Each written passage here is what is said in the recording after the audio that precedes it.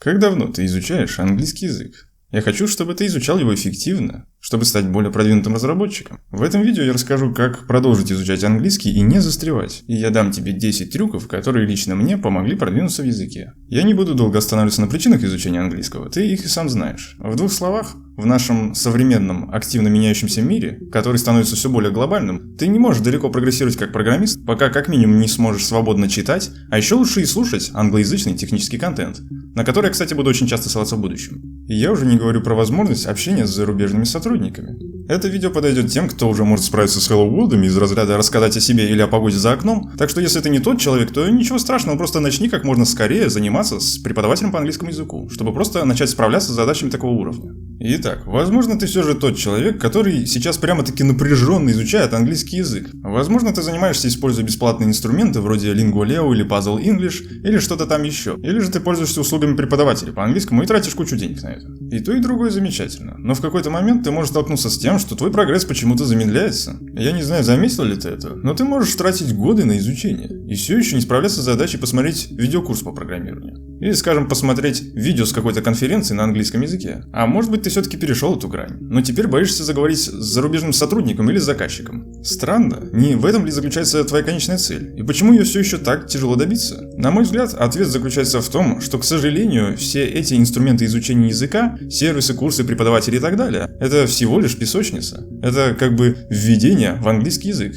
Сколько бы ты по ним ни пытался обучаться. Сейчас ты можешь сделать аргумент, что, мол, все эти преподаватели и так далее помогают подготовиться к тестам вроде IELTS, а они не очень-то простые. И это правда. Это что-то, что касается их специальности. Но преподаватель по английскому никогда не сможет дискутировать с нами на наши узкие темы. Функциональное программирование или императивное программирование. Статическая типизация или динамическая типизация. Какую архитектуру нам выбрать для такой-то распределенной системы? Нет, на такие темы разговор он с нами не поддержит. Он не специалист в этих областях. Он специалист именно в том, что преподает в грамматике английского языка и в этих общих ограниченных заданиях про семью, погоду, увлечения и, может быть, что-то более сложное вроде экономики. Но эти темы к нам едва ли относятся. В лучшем случае он может поговорить о компьютерах как пользователь или что-то вроде того. И я не говорю, что обучаться с преподавателем неэффективно. Не пойми меня неправильно. Это эффективно, пока ты принимаешь во внимание ограничения такого типа обучения. Так что первое, что тебе нужно как можно скорее признать, это то, что если ты лишь сфокусирован на изучении английского,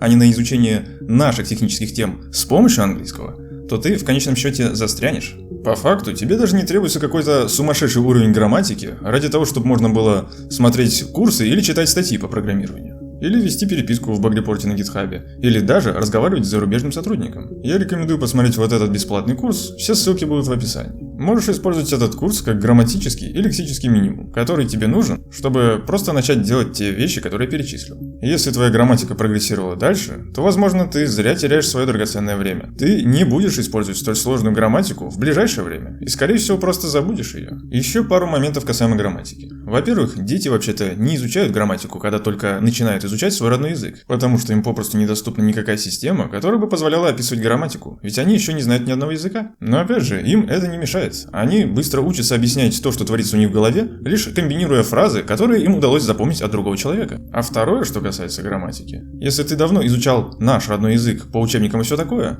то, возможно, ты заметил, что ты не помнишь часть грамматики. Я не знаю, что именно ты можешь не помнить, но я, например, сейчас ничего не вспомню про сближение глаголов в русском языке. Я советую реально задуматься об этих вещах. Почему вообще так происходит, и как эти знания могут помочь оптимизированию изучения иностранных языков?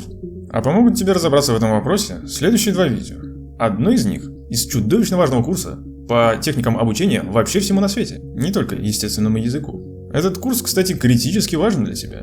Я буду еще упоминать о нем в будущем. И другое видео от одного крутого преподавателя по английскому. Я рекомендую смотреть вообще весь его контент касаемо техник обучения, эффективность которых была доказана исследованиями. Ну а теперь я хочу перейти к основной части нашей темы, чтобы рассмотреть трюки, которые помогли лично мне лучше всего продвинуться в языке. Мы начнем с более-менее очевидных техник и будем идти к все более и более неочевидным. Техника номер 1. Не использовать русский язык во время изучения английского языка. Я считаю, что изучение английского языка с помощью русского языка – это на самом деле полный абсурд. Ты можешь со мной не согласиться. Но если ты сейчас обучаешься с личным преподавателем, я реально советую тебе попросить его не использовать русский язык вообще на своих уроках. И посмотреть, какой эффект это окажет на тебя. Представь, что он не знает русский язык, и ты не знаешь русский язык. И вы оба будете выкручиваться как можете, с помощью той лексики, что у вас уже имеется, с помощью интонации и жестикуляции. Не стоит недооценивать жестикуляцию. Это очень мощный инструмент, чтобы объясниться в чем-то. Так вот, если ты полностью откажешься от русского языка на своих уроках, это будет стимулировать тебя все меньше и меньше переключаться на русский язык. Теперь английский язык станет для тебя захватывающей головоломкой. Да, возможно, это создаст незначительное торможение в общем плане, который у вас имеется с преподавателем. Но пойми, этот план – это гребаная песочница. Не это важно. Тебе важно начать использовать этот язык, практиковать его по-настоящему, решать задачи с помощью него, объяснять и понимать то, что тебе действительно важно, а не рассказывать про гребаную погоду за окном. Так что первое, что для тебя становится автоматически важным, это не погода и даже не программирование. Это сам английский язык.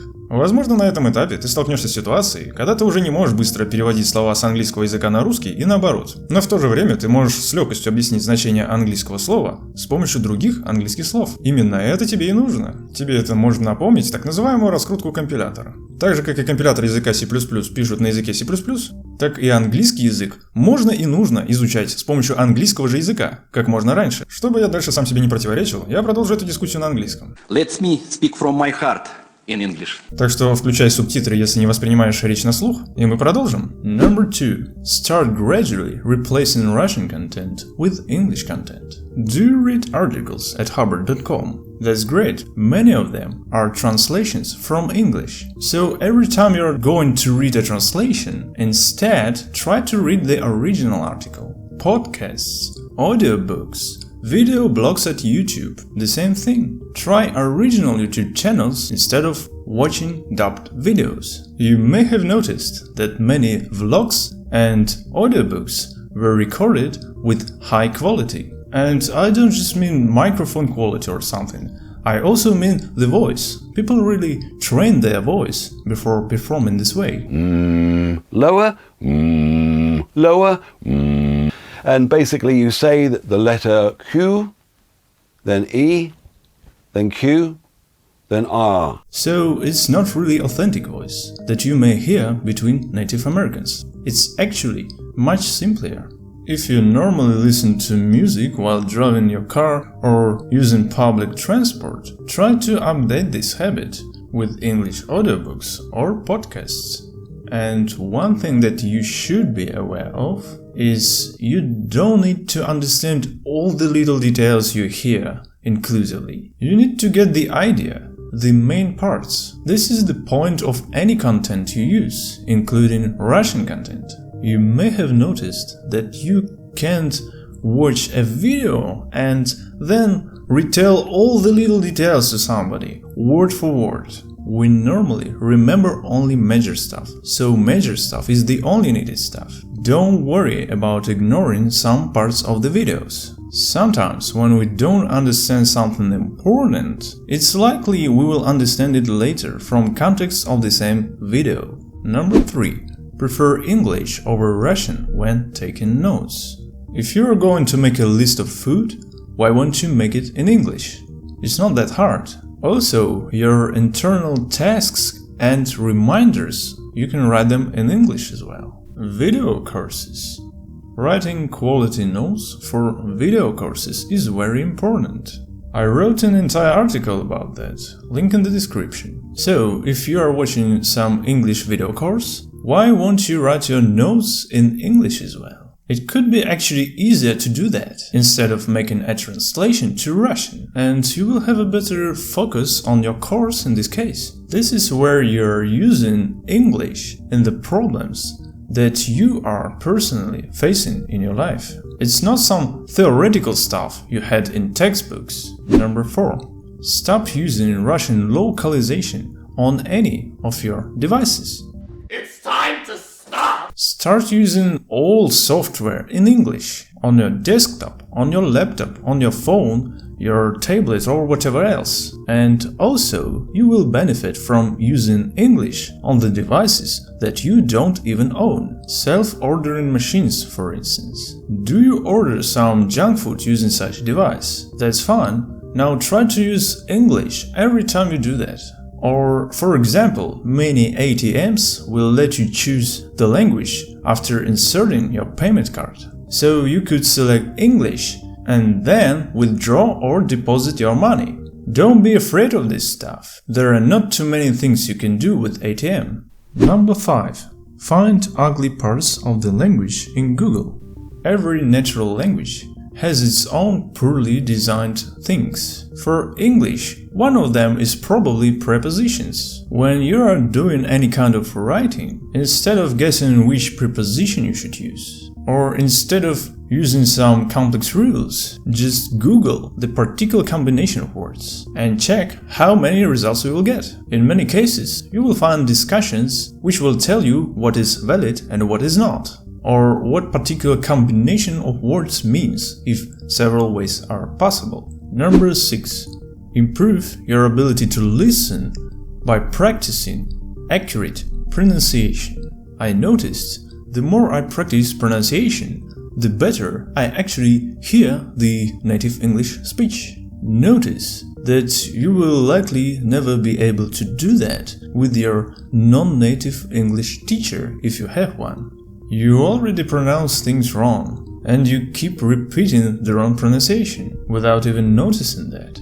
And as you're repeating it, you are reinforcing your wrong memory about that. That could be the reason why you can't even hear the right authentic pronunciation. Just think about that. And to fix that, one thing that you can try is singing songs that you personally enjoy. This is how you can learn and practice authentic English pronunciation in a very enjoyable fashion. It's very important that you choose the songs that you personally like, and it doesn't even matter how complex they are. Maybe they use some advanced vocabulary that you are not familiar with, and that's fine. That's still not the point of this exercise, though you will probably see mistakes in lyrics. So don't ignore them. Correct the mistakes every time you notice them. And it doesn't even matter how fast it is. You can slow the song down if it's too fast for you. The main goal is to be as accurate as the singer. And of course, I mean the pronunciation, not your pitch accuracy or something. Record your voice, review it, and work on mistakes. The other thing that you could try is to simulate native English teachers. Here's one example of the teacher who teaches the American fast speech. All right, another question. What do you mean? I never ask it like that. Hey, what do you mean? That's just too complicated, right? So I say, no, what do you mean? What do you mean? How did it go? But I never say, how did it go? I say, hey, how'd it go? How'd it go? Now this is crazy because I'm not even saying how. I'm saying had it. Number 7. Try to think in English every time you are walking outside. I came up with this technique maybe 10 years ago or something, when I was a student.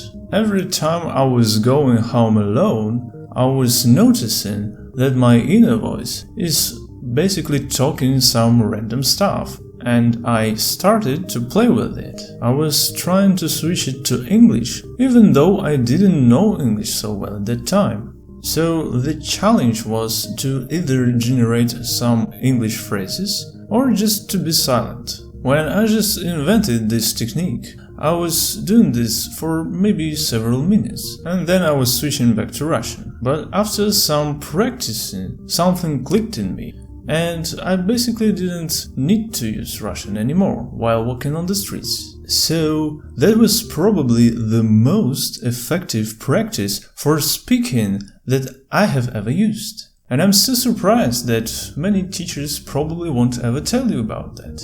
It's ridiculously simple and at the same time very powerful. So, if you are shy and you don't want to practice your speaking with somebody, you can actually practice it with yourself. Yes, there's still a problem with verification of the stuff you talk about, but it's definitely more productive than going like a zombie and generating some random Russian nonsense instead of English random nonsense. Number 8. Simplify your thoughts. Our native language is a very complex thing, and sometimes it's hard to express our Russian thoughts in other language because we don't know this language so well, or because of the lack of some concepts in this language. So every time you experience that, notice what's actually important. What message are you trying to deliver? Don't focus on little things you can't remember or you are not sure about. Get rid of all the unnecessary things or generalize them. Generalizing means selecting a word with more general meaning. Number 9. Memorize valid phrases and use them to build new valid phrases. You may have noticed that memorizing single words without context just doesn't work. It's not effective. It's not how our brain works. We need to associate words together. Combinations of words. This is what we memorize effectively. And I hope you already have some benefit from that. Just by combining some parts that you have heard from somebody, you can produce grammatically correct and beautiful speech in many cases. But what if I tell you that you can memorize longer combinations, the entire sentences, and modify them during actually talking in real time? Let's take a look at the example. Suppose you want to express some strange complex idea using passive form of present perfect tense or something similar. And you are like, damn, I didn't practice this thing so much. I'm not sure how to say it right. What you can do though is to recall some phrase, which could be very similar to what you want to say. For instance, you can recall something like, I have been told that studying algorithms is very important. And you also need to remember that told is in the past participle form here.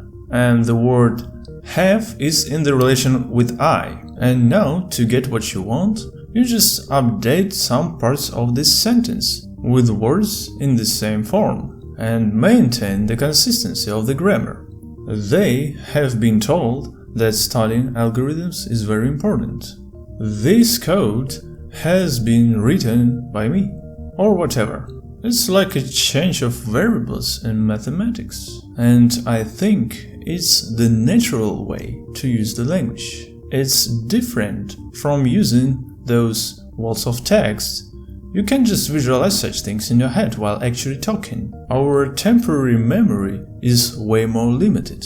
So, I want you to find the valid phrases that you personally find hard to build and just memorize them. And after memorizing them, try to play with them while actually talking in real time. And finally, the last technique, number 10. Listen and dub videos that you personally like and try to simulate a professional translation to Russian. Она походила на ангела. Хорошо, ты собираешься сесть или не являешься тобой? No, not some shitty translation, but a professional one. This is actually an advanced technique. I think it's useful for those of you who want to improve your English from upper intermediate to advanced level. And this technique may sound like a contradiction to the first technique, which was don't use Russian when learning English, but actually it's just a different technique for different purposes. It's designed to improve your listening first of all, and your vocabulary. You will learn new phrasal verbs and modern idioms. I personally started to play with video dubbing in 2015, and I remember I didn't even have any subtitles, even auto-generated, so it was a bit challenging. Sometimes I literally listened to some parts of the videos for 20 times on different speeds, until I could actually get things right. Sometimes I was skipping some strange parts, and eventually I could understand them later from context of the same video. So in complex cases, it's like a puzzle. You are trying to guess the right interpretation by combining the parts you have already heard and by understanding the context. After translating a relatively short video, 30 minutes or something, I improved my listening skills dramatically, just from one video. you need to choose a video with a bit higher level than you currently have. It's very important. So, I mean the video that contains some minor parts that you don't understand while watching it. When you was watching it, it was okay to not understand some minor parts. But now it's time to figure them out, which may not be as simple as you may think. In some cases, you will find stuff that you just couldn't see in textbooks, like new idioms, or culture-related jokes, or just very complex terminology, which you will likely want to validate with official translations of the books or articles that affect the same topic. And obviously, you can't rely on subtitles, not only auto-generated, but any subtitles. It's the same thing as with lyrics for songs. Now I want to show you the tools that I use to translate the videos. Context.reverso.net. This tool takes a phrase as input and shows a translation in the context of some text. It's probably the most common tool I use. It's very important to see the words in a context to understand their true meaning. Wikipedia and Wiktionary. Once again, they are great tools for ambiguous words. You just find the most accurate meaning and then open a corresponding Russian article. Books. If they are mentioned in the video, you can find the official translations of such books. This will help you translate some tricky terminology. StarDict. Especially the Oxford dictionaries that you can additionally install in this program. StarDict has a great fuzzy search implementation, so it's perfect for finding unknown words when you are not sure about the spelling. Merriam-Webster is a great tool for finding new English words. Urban Dictionary.